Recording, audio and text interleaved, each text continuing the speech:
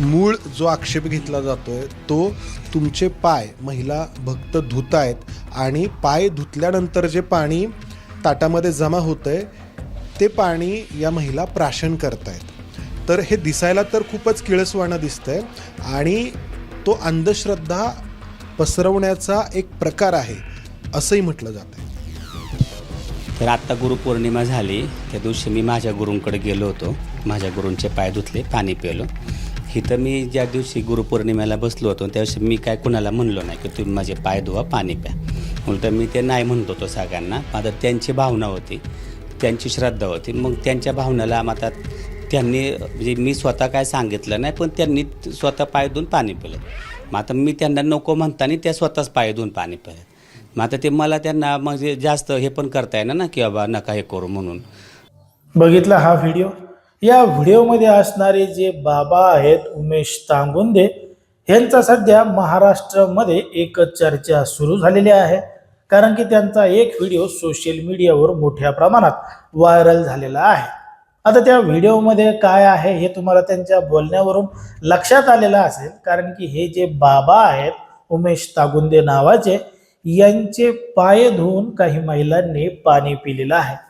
तसं पाहायला गेलं तर हा एक किळसवाना प्रकार आहे आणि तसं त्या रिपोर्टरनं सुद्धा त्या बाबाला विचारलेलं आहे, पण मात्र त्याच्यामध्ये वेगळं काहीही नाही। ज्याची त्याची इच्छा आहे, ज्याची त्याची श्रद्धा आहे म्हणून त्यांनी तसं केलेलं असेल। मी सुद्धा माझ्या गुरुचे पाय धुवून पाणी पिलेलो आहे असं सुद्धा त्या बाबानं रिपोर्टरला सांगितलेलं आहे। पण मात्र या सगळ्या गोष्टींचा जर आपण विचार केला तर एक गोष्ट आपल्या लक्षात येते की देशाला स्वातंत्र्य होऊन आता 80 वर्ष पूर्ण होत आलेली आहेत आणि तरी सुद्धा लोकांची मानसिकता कशा पद्धतीनं झालेली आहे, म्हणजे अजूनही लोकांची मानसिकता बदललेली नाहीये का? नाशिकच्या भोंदूबाबा अशोकराचं प्रकरण संपूर्ण राज्यासह देशभरामध्ये आणि विदेशामध्ये सुद्धा गाजलं की कशा पद्धतीनं त्यानं काय काय केलेलं आहे, महिलांना काय काय पाजलं आणि काय काय त्यांच्यासोबत केलं हे मला का तुम्हाला आता वेगळं सांगायची गरज राहिलेली नाही। आणि आता हे दुसरं प्रकरण पुण्यामधून समोर आलेलं आहे की या बाबाचे पाय धुवून काही महिलांनी पाणी पिलेलं आहे आणि हा बाबा काय सांगतो की मी त्यांना सांगितलं नाही की तुम्ही असं करा म्हणून।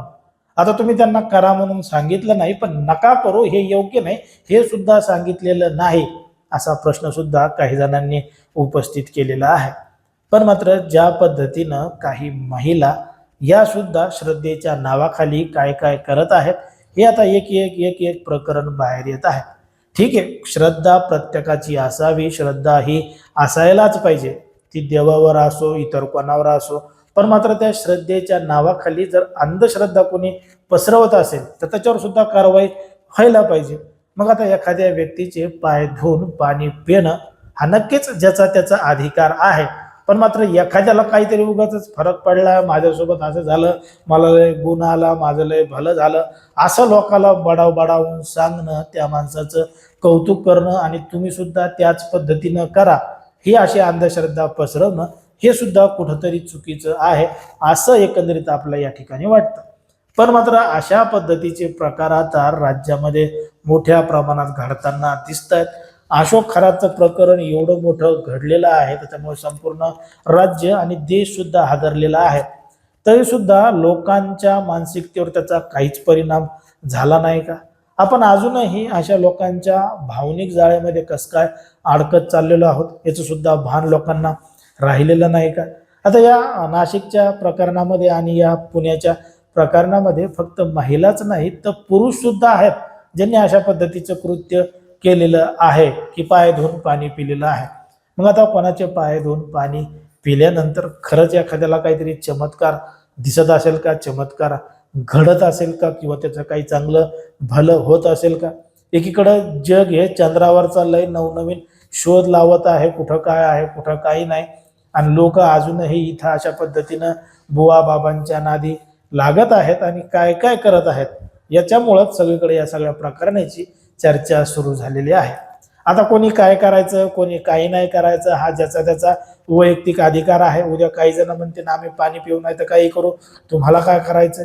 आता तुम्हाला काय करायचं ते करा, तुम्हाला काय प्यायचं ते प्या, पण मात्र तुम्हाला कसा फरक पडला, तुम्ही किती गुणवान झाला, तो किती चांगला आहे त्याच्यामुळं असं झालं, त्याचं गुणगान गाऊ नका, ते तुमच्या मनातच ठेवा, त्याचा जय जयकार करा, इतर कोणाला फसवू नका.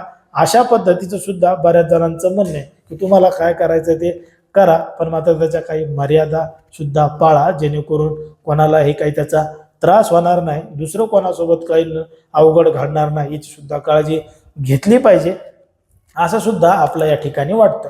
आता हे सगळं प्रकरण पाहून तुम्हाला काय वाटतं ते तुम्ही अगदी स्पष्टपणे कमेंटमध्ये सांगा, कारण की कोणाच्याही भावना दुखवणं, कोणाचंही मन दुखवणं हा आपला उद्देश नाही.